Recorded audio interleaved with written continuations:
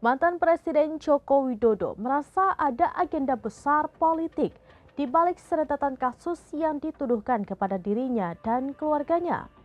Di antaranya kasus tuduhan ijazah palsu hingga pemakzulan putranya, Wakil Presiden Gibran Rakabuming Raka.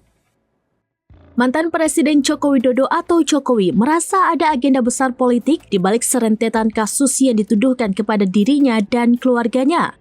Di antaranya terkait kasus tuduhan ijazah palsu hingga pemakzulan putranya, Wakil Presiden Gibran Rakabuming Raka. Jokowi mengatakan ada upaya untuk menurunkan reputasinya akhir-akhir ini, termasuk mengaburkan prestasi-prestasi yang ia lakukan selama 2 periode memimpin sebagai Presiden Republik Indonesia. Meski begitu, ia merasa tidak begitu khawatir terkait dengan agenda di balik isu yang menyudutkan dirinya tersebut. Terkait dengan kasus dugaan ijazah palsu yang masih terus bergulir, ia meminta masyarakat mengikuti proses hukum yang sedang berjalan. Ia pun kembali menegaskan hanya akan menunjukkan ijazah aslinya di pengadilan, ia tidak akan menunjukkan di luar sidang.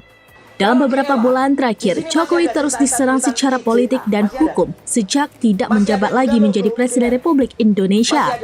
Setelah kasus dugaan ijazah palsu dan upaya pemakzulan terhadap putranya, kini muncul tuduhan lain ke Jokowi dan keluarganya.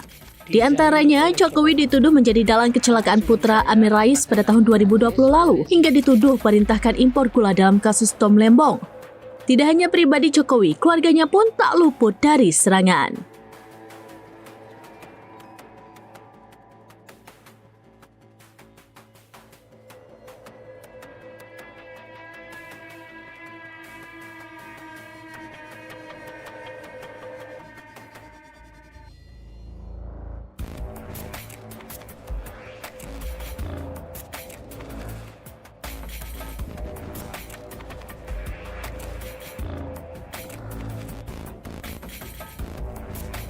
Demikian informasi terkini Syedar Alun. Saksikan terus beragam informasi lainnya. Coba like dan share seluruh akun serampinius.com.